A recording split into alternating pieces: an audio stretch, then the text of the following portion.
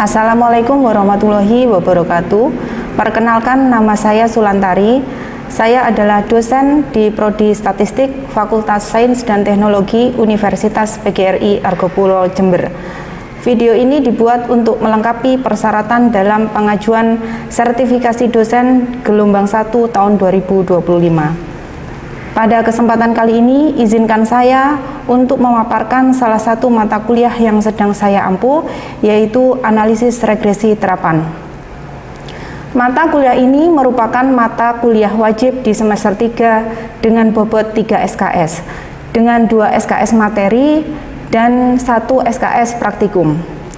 Adapun deskripsi mata kuliah ini adalah mata kuliah analisis regresi terapan bertujuan untuk membekali mahasiswa dengan pengetahuan metode statistika kuantitatif untuk pemodelan regresi. Adapun materi yang diajarkan adalah yang pertama, analisis korelasi, analisis regresi linear sederhana, analisis regresi linear berganda, pengujian asumsi klasik, autokorelasi, homoskedastisitas, normalitas, dan multikolinearitas, analisis regresi dengan variabel dummy, kemudian analisis regresi logistik, dan yang terakhir adalah analisis regresi nonlinear. Pemberian materi lebih ditekankan pada penyelesaian masalah dan aplikasi analisis regresi di berbagai bidang. Tujuan pembelajaran ini antara lain yang pertama, mahasiswa mampu mengetahui atau menyeleksi sekelompok variabel bebas yang berpengaruh secara signifikan terhadap variabel respon. Yang kedua, mahasiswa mampu memprediksi variabel respon jika variabel prediktornya diketahui. Dan yang ketiga, mahasiswa mampu memilih model regresi terbaik dari sekelompok data yang dianalisis. Mahasiswa juga dibekali pengetahuan untuk menyelesaikan persoalan analisis regresi menggunakan software statistika, diantaranya SPSS atau R. Capaian pembelajaran mata kuliah ini adalah yang pertama, mahasiswa mampu menguasai konsep teori peluang dan statistika, matematika, kalkulus, aljabar linear elementer, metode-metode analisis statistika, dan pemrograman komputer elementer. Yang kedua, mahasiswa mampu menguasai beberapa metodologi statistika untuk digunakan dalam menyelesaikan masalah di berbagai bidang. Yang ketiga, mahasiswa mampu melakukan perancangan percobaan, pengumpulan dan pembangkitan data, pengorganisasian data, analisis data menggunakan teknik-teknik statistika, dan penarikan kesimpulan secara sahih dengan pemanfaatan perangkat lunak statistika, serta mampu menyelesaikan permasalahan nyata di berbagai bidang. Untuk kemudian, hasil analisis data tersebut dapat disajikan dan dikomunikasikan dalam bentuk yang mudah dipahami baik secara tertulis maupun lisan. Dan yang keempat, mahasiswa mampu menyelesaikan penaksiran, pengujian hipotesis, prediksi dan perkiraan pada beberapa bidang dengan menggunakan data dan beberapa metodologi statistika, serta menyajikan dalam bentuk deskripsi yang mudah dipahami oleh pengguna. Yang kelima, mahasiswa mampu mengambil keputusan secara tepat dalam konteks penyelesaian masalah di bidang keahliannya berdasarkan hasil analisis informasi dan data. Yang terakhir atau yang keenam, mahasiswa mampu menguasai minimal 2 perangkat lunak statistika, termasuk perangkat lunak yang berbasis open source, diantaranya SPSS, eViews, Minitab, ListRel, Python, atau R. Berikut contoh video pengajaran mata kuliah analisis regresi terapan di kelas. Selamat menyaksikan. Assalamualaikum warahmatullahi wabarakatuh. Waalaikumsalam warahmatullahi wabarakatuh. Gimana kabarnya hari ini? Sehat semua? Alhamdulillah ya. Nah, oke. Pada kali ini kita bertemu lagi ya dengan mata kuliah analisis regresi terapan. Ya. Nah, sebelum kita ke materi, kita akan baca ya deskripsi mata kuliah ya. Oke. Mata kuliah analisis regresi terapan bertujuan untuk membekali mahasiswa dengan pengetahuan metode statistika kuantitatif untuk pemodelan regresi ya. Antara lain ada yang pertama analisis korelasi, kemudian ada analisis regresi linear sederhana, kemudian ada analisis regresi linear berganda, kemudian ada uji asumsi klasik, kemudian ada analisis regresi dengan variabel dummy, kemudian ada analisis regresi logistik. Nah, kemudian yang terakhir ada analisis regresi non-linear. Pemberian materi lebih ditekankan pada penyelesaian masalah dan aplikasi analisis regresi di berbagai bidang. Tujuannya yang pertama yaitu mahasiswa mampu mengetahui atau menyeleksi sekelompok variabel bebas yang berpengaruh secara signifikan terhadap variabel respon. Yang kedua yaitu mahasiswa mampu memprediksi variabel Y dengan variabel X yang diketahui. Dan yang ketiga, itu mahasiswa mampu memilih model regresi terbaik berdasarkan sekelompok analisis yang digunakan. Selain itu, mahasiswa juga dibekali pengetahuan untuk menyelesaikan persoalan analisis regresi menggunakan software statistik ya. Di antaranya ada SPSS atau R. Oke, ini kemudian metode pembelajaran yang saya gunakan ya. Ada 3 ya. Pertama ceramah, kemudian diskusi, kemudian tugas atau presentasi atau proyek atau membuat artikel ilmiah ya. Nah, kemudian ini sistem penilaian yang akan kita pakai, yaitu kehadiran 10%, tugas 20%, kuisnya 5%, UTS-nya 25% dan UAS-nya 40% ya. Kemudian ini untuk rentang nilai lebih dari 80 berarti kalian akan mendapatkan nilai A. Tentang nilai 70 sampai 79 berarti kalian mendapatkan nilai B ya. Oke, dan seterusnya ya, nanti bisa dibaca sendiri. Kali ini, pada hari ini kita masuk ke pertemuan ketiga ya. Pertemuan ketiga, materi yang akan kita bahas adalah analisis regresi linear sederhana. Oke, pernah ya? Gak pernah? Tidak sama? Gak ada ya? Regresi? Gak ada? Nah, oke, kemudian ini tujuan pembelajarannya. Yang pertama, mahasiswa mampu memahami konsep analisis regresi linear sederhana ya. Kemudian yang kedua, mahasiswa mampu memahami, menerapkan, kemudian menganalisis pemodelan regresi linear berganda metode OLS baik secara manual maupun secara komputasi ya, bisa menggunakan R atau SPSS ya. Ini saya akan sedikit bahas materi di pertemuan minggu lalu ya, mengenai analisis regresi ya. Mungkin agak sedikit ingat atau bahkan lupa ya. Analisis regresi adalah suatu metode statistik untuk mempelajari hubungan antara satu atau lebih variabel Y dengan satu variabel Y ya. Oke ya. Nah, kemudian di sini variabel X atau variabel independen itu bersifat mempengaruhi ya. Kemudian sedangkan variabel Y atau variabel dependen ya, kita bisa menyebut Y itu dengan variabel dependen ya. Itu adalah variabel yang bersifat dipengaruhi ya. Nah, kemudian koefisien korelasi ini digunakan untuk mengukur kekuatan hubungan antara dua variabel. Selanjutnya koefisien determinasi ya, itu digunakan untuk mengetahui seberapa besar variabel X berpengaruh terhadap variabel Y ya. Analisis regresi linear ini terbagi menjadi 2 ya. Yang pertama ada analisis regresi linear sederhana, di mana masih ingat regresi linear sederhana terdapat 1 Y dan terdapat 1 X. Kalau berganda berarti dia 1 Y dan lebih dari 1 X ya.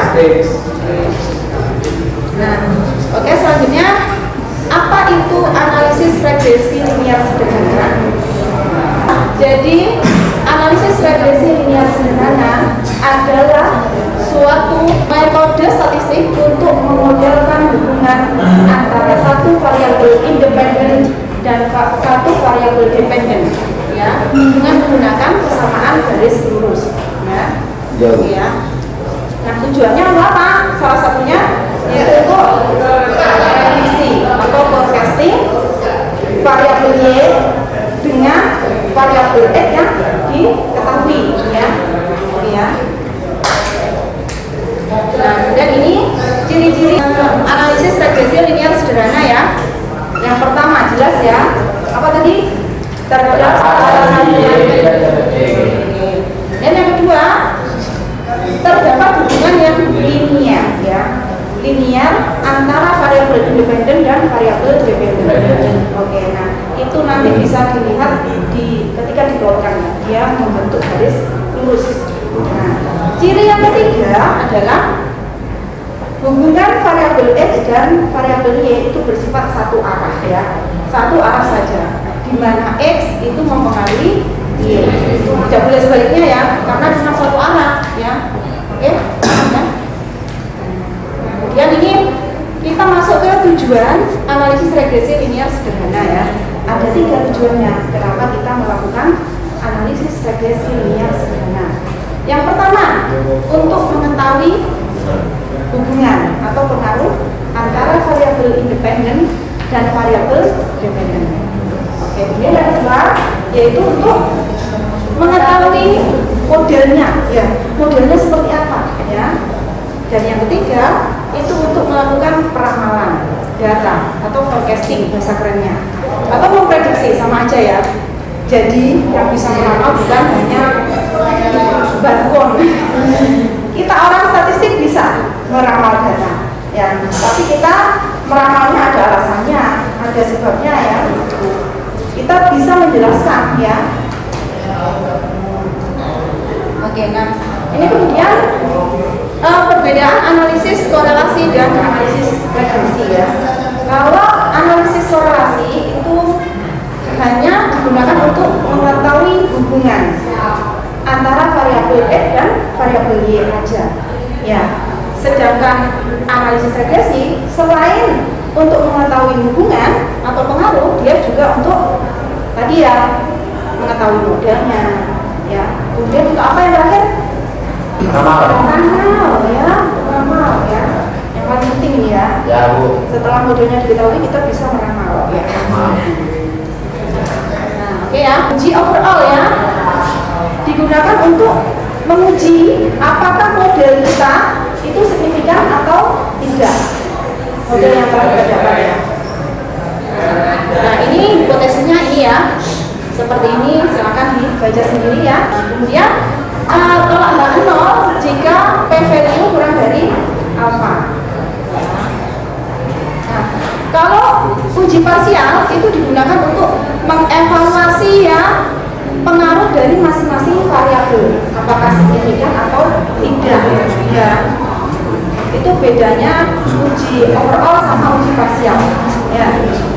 Tolak 0 jika p value kurang dari alpha, di mana alfanya adalah 0,05. Nah, selanjutnya kita di tahapan analisis regresi linear sederhana, ya. Nah, gimana tahapan-tahapannya, langkah-langkahnya, ya. Yang pertama, yang utama dan harus benar, kita ngapain? Menentukan. Oh, menganalisis, ya, mana X, mana Y, ya, dan nggak boleh salah, ya. Yang kedua, melakukan estimasi dengan menghitung nilai beta 0 dan B, ya, beta 0, beta 1 sama F1. Selanjutnya kita akan menghitung uji, ya, melakukan uji overall, ya. Yang keempat, melakukan uji parsial. Kemudian yang kelima, interpretasi R dan R kuadrat. R apa tadi? R apa? Korelasi. R kuadratnya koefisien determinasi. Oke, kemudian baru setelah itu langkah ke-6-nya yaitu kita bisa penulisan model, melakukan penulisan penulisan model ya. Langkah ketujuh, kita bisa melakukan uji asumsi ya. Ada 4 di situ ya. Tapi ini tidak kita bahas hari ini ya. Minggu depan kita bahas. Ya. Oke ya. Nah, kemudian yang ke-8, interpretasi model regresi dan prediksi ya, melakukan prediksi atau ramalan ya. Model regresi linear sederhana dikatakan baik jika modelnya baik jika nilai apa? R sama R kuadratnya ya. Kemudian dalam uji overall modelnya dalam uji parsial seluruh koefisiennya dan yang terakhir seluruh uji asumsi ya. Yang nanti akan kita bahas di pertemuan minggu depan. Oke, kita masuk ke contoh nih, misalkan pengaruh pengalaman kerja salesman terhadap jumlah penjualan sepeda motor merek Honda ya. Coba kita identifikasi mana X mana Y. Ayo, mana X-nya? Apakah pengalaman salesman? Ya, pengalaman kerja. Pengalaman kerja atau jumlah penjualan? Pengalaman kerja. Ya, udah pintar semua ini ya. Berarti X-nya adalah pengalaman kerja salesman dan Y-nya adalah jumlah ya. Nah, oke, nah ini data observasinya. Misalkan ini ada salesman namanya A, B, C, D sampai H ya. Jadi ada 8 ya. Oke, kemudian ini pengalamannya dan ini jumlah penjualannya. Oke. Nah, kemudian kita menggunakan tabel perhitungan ya. Ini sebelah kanan ini sebelah Y kita tambahi ada E kuadrat sama X. E kuadrat berarti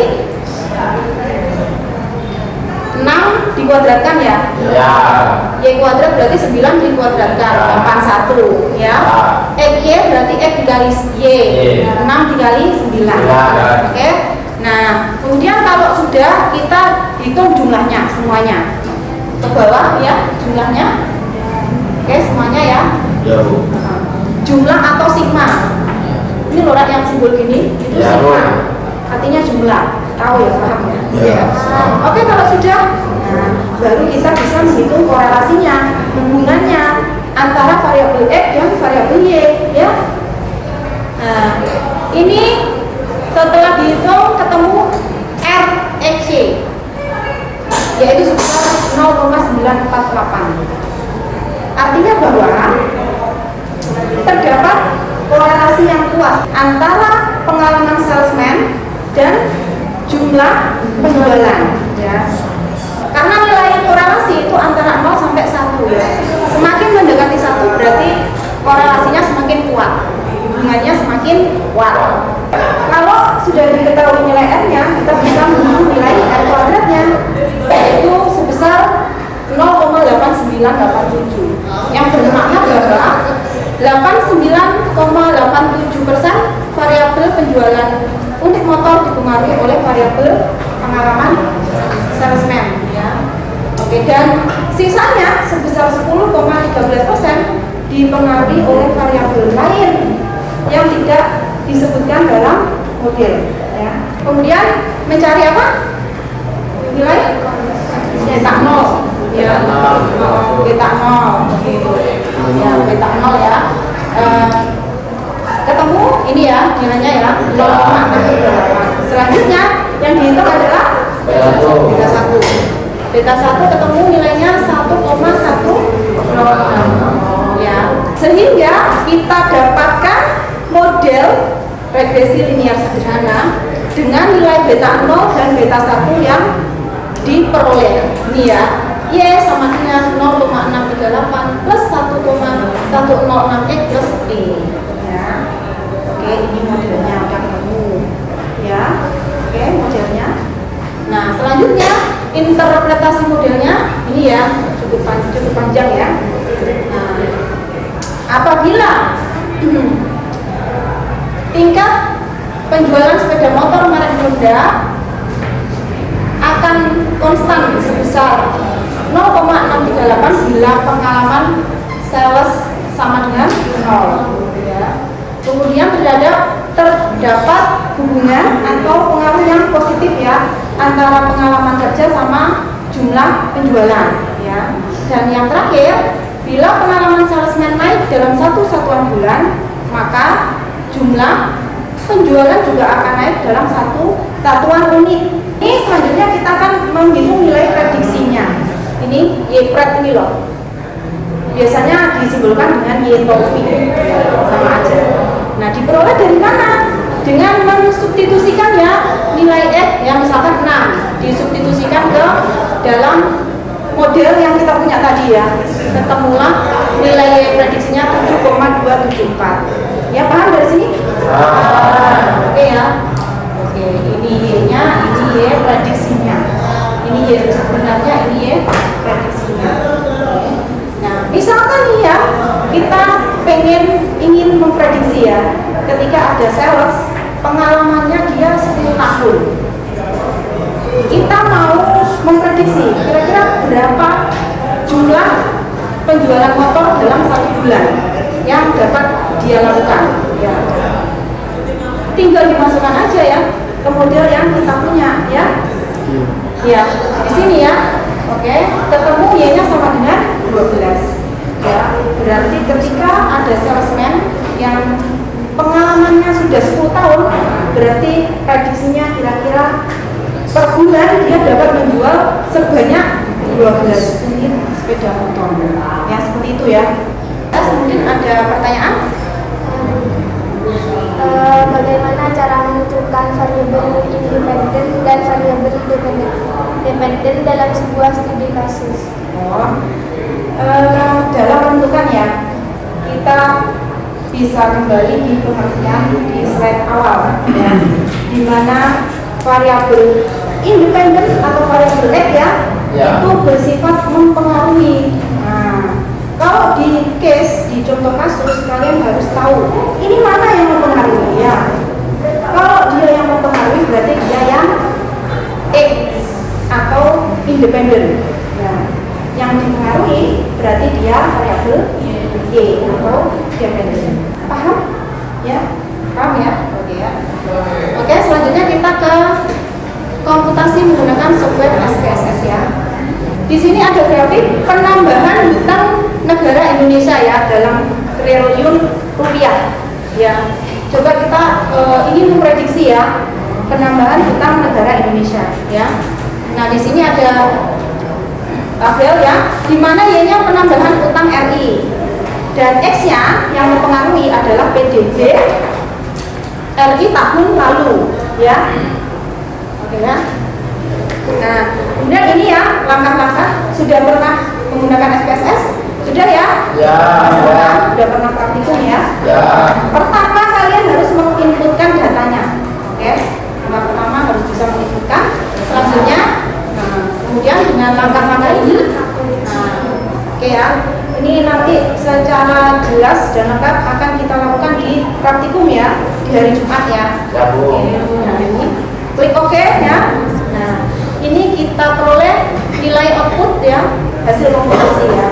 Ini ada 4 output ya. Nah, kemudian ini coba kita analisis ya outputnya itu ya. Keluar output tapi kalian tidak bisa menganalisis ya. Ya percuma ya. Jadi harus bisa menganalisis ya. Nah, maksudnya ini coba di model summary ya. Kita langsung fokus ke nilai R ya, yang menunjukkan apa tadi? Korelasi atau hubungan ya. 0,7 berarti korelasinya di mana? Antara variabelnya cukup tinggi ya, atau kuat ya. Nah, oke. Kalau R square atau R kuadratnya sebesar 59,7% ya. Ini ya, artinya bahwa variabel X mempengaruhi sebesar 59,7% terhadap variabel Y. Ya, itu ya. 59 kira-kira cukup tinggi nggak? Kan di atas 50 ya, lumayan lah ya. Pengaruh X-nya lumayan terhadap Y. Ya, tapi lebih tinggi lebih bagus. Ya. Kemudian di uji overall ya, langsung ke nilai signya. Ya, uji overall kita signya ini kurang dari alfa, ya kan? Signya kan 0, alfanya kan 0,05, ya. Karena kurang dari alfa berarti tolak H0, ya. Berarti karena tolak H0 berarti kesimpulannya ada di H1, berarti kesimpulannya adalah model signifikan, ya. Oke ya. Nah, kemudian uji parsial, ya. Langsung juga ke nilai signya. Bisa dilihat itu apakah kurang dari alfa dua-duanya. Alfanya 0,05. Nah ini loh. 0,18 sama 0,00 apakah kurang dari 0,05? Oh, kurang. Nah, berarti tolak H0. Berarti kesimpulannya adalah H1, yaitu nilai konstanta dan variabel X-nya signifikan, ya, yang kita harapkan, ya. Kemudian di output koefisien, ya, kita langsung ke fokus ke ini ya, yang saya lingkari nilai B, ya. Konstantanya atau A-nya di sini nilainya min 113,801 dan B-nya 0,048, ya. Oke ya. Jadi ini model yang kita dapatkan melalui komputasi, ya. Kalau yang awal tadi kan melalui manual. Setelah ketemu model bisa digunakan untuk apa? Untuk apa? Meramalkan, ya kan? Oke, coba kita mau meramalkan ya, atau memprediksi penambahan utang negara RI yang wajar di tahun 2024 dengan PDB di tahun 2024, ya. Ya, oke, tinggal disubstitusikan aja ya. Nah, ketemulah ya nilai Y atau penambahan utangnya sebesar 948,87 triliun, ya. Oke ya, bisa memprediksi ya atau meramal. Ada yang bertanya lagi? Apa yang harus dilakukan jika variabel independen tidak signifikan dalam model? Variabel independen, ya. Berarti variabel apa? Katanya? X. Nah, sedangkan di model itu hanya terdapat satu X, ya. Kalau misalkan tidak signifikan, gimana dong? Masa hilang nggak ada X-nya? Berarti kalian harus cari data baru, data X yang lain, ya. Dicoba lagi ya, sampai ketemu yang signifikan, ya. Oke ya. Oke, paham? Sekarang kita ke kesimpulan, ya.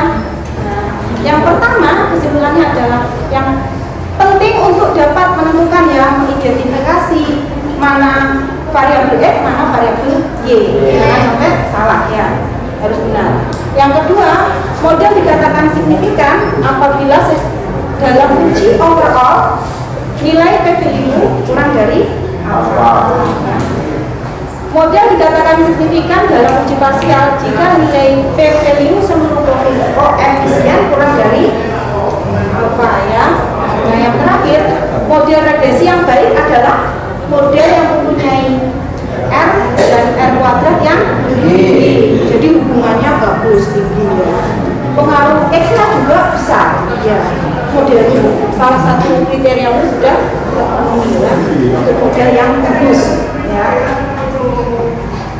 Kemudian ini di akhir ini saya beri tugas, ya. Sekarang dibaca, dipahami, ya. Kalau sudah dikerjakan, kemudian kita kumpulkan di pertemuan minggu depan. Ya.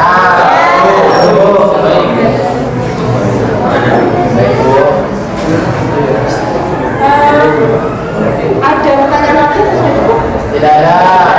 Oke ya, saya kira cukup, ya. Terima kasih untuk yang sudah hadir. Semoga apa yang kita pelajari ini bermanfaat, ya.